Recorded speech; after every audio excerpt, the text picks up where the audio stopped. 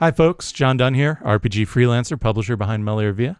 I'm up here today with Mikey. What is up, John? How's it going? Going well. How about you? We're here. And Lord of the Rings universe is kind of everywhere as Magic release approaches. And, we do all this stuff. And I'm betting the Magic release will have already happened by the time this comes out. It will. Let me know your thoughts in the comments. But to segue, I thought we'd talk about the pretty recent release of the Lord of the Rings role-playing game from Free League for 5th edition. So this is Lord of the Rings that is compatible with Dungeons & Dragons 5th edition.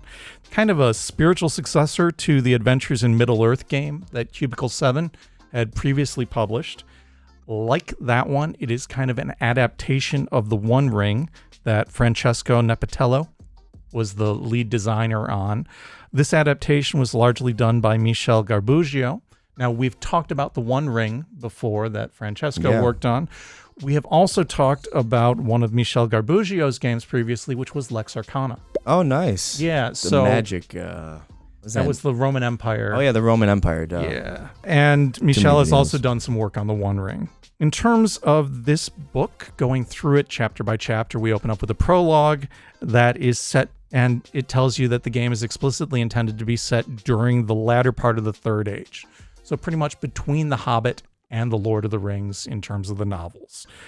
It's explicitly set in Eriador, and it kind of makes some tweaks to 5th edition. So stuff that's in here, you might not want to grab all of your other D&D books to use with it, because really it uses the guts of D&D 5th edition, but maybe isn't going to be real balanced with official Wizards releases. So classes in here become callings and races become cultures. In terms of new rules, you have rules for fellowship, rules for having a patron who's basically the organizer behind the fellowship of your groups, and rules for a safe haven. There's also some revisions to skills, as we have skills for exploring, hunting, old lore, riddles, and travel. And then we get into people having the ability to have magical successes, kind of achieving superhuman values on attribute checks. And then there's some revised rules for encumbrance and resting and rewards and virtues and shadow and corruption. These are kind of things that really dovetail into the Middle-earth setting, particularly. Once we get past those new rules, then we explicitly get into the section on adventurers. This is your character creation chapter, where we talk about the different cultures. So we have Bardings, which are basically a race of man, dwarves, elves, hobbits, the men of Bree, and the Rangers of the North. So basically 3 human-type races, and then 3 what we would have called demi-humans in the D&D era. And then we have our callings. These are our class replacements. We have captain, champion, messenger, scholar, treasure hunter, and warden. An important caveat here is that we don't really have a lot of actual spell casting per se, right? I mean, when we get into the Lord of the Rings, really our spellcasters are Saruman and Gandalf. Those aren't player characters. Those are kind of entity level beings. So we don't see our player characters as being heavy spellcasters here. Further, there's a section on crafts and crafting, so that might be a path that your character pursues. But because we're looking at mortals in a realm that has some really powerful characters, the setting also intends that your characters cap out at about 10th level. In fact, that's really the intended point. There are some notes on what if you want to go further, but that's the focus for the gameplay here. After that, the next chapter talks about rewards and virtues, in particular gear enchantments, things that might buff up some particular piece of equipment, and kind of a feat style system here. After that, we get into a chapter on adventuring phases. Specifically, there's a focus on councils and social encounters. And then there's another section on the journey and journey events. So, it's not just about the destination. It's about the things that can happen along the way, right? Lord of the Rings mostly is an epic of travel, and much of The Hobbit is as well. And so it makes sense that we're reflecting that when we're trying to retell those stories in the Lord of the Rings roleplay style. The next chapter of the book is on the fellowship phase. This is kind of the downtime in between when we're delving through a dungeon or, in the midst of the adventure. These are the things the characters do in their safe haven for the most part.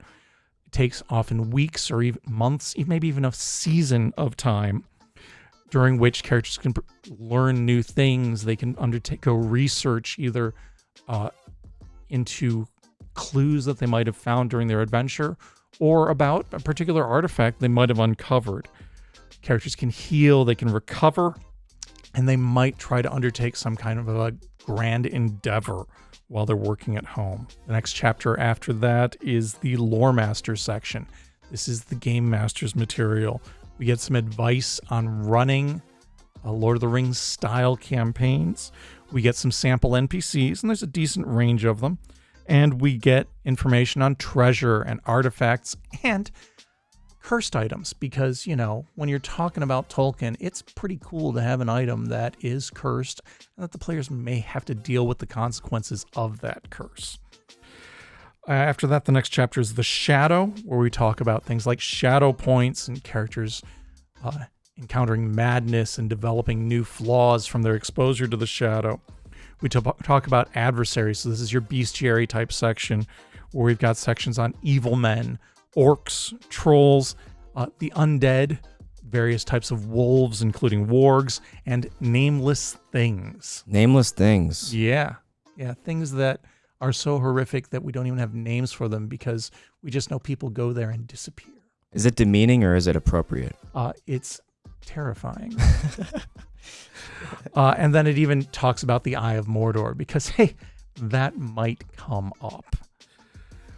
The next chapter, and really the last major chapter in here, is The World, where we talk about Eriador, we talk about different places and NPCs, and some plot hooks that can get you going to develop your adventures around.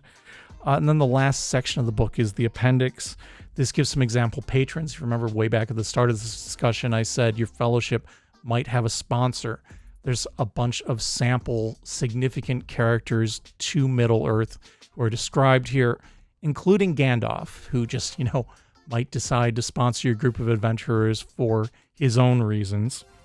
And then there's a section about landmarks where it kind of gives you a setup for how you might create landmarks or how you might read through landmarks that are in other published materials for this.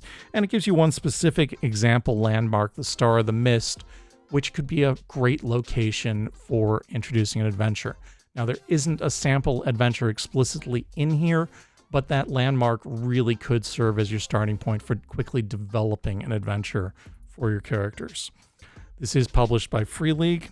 It's 240 pages, full color hardcover, $57, and it is worth pointing out there's a really cool fold-out map bound into the very back. That looks really high quality map. Oh yeah, it's a solid book. If you're interested, stop in, take a look. We've got them on the shelves up here at Immortals, or hit us up at immortalsinc.com.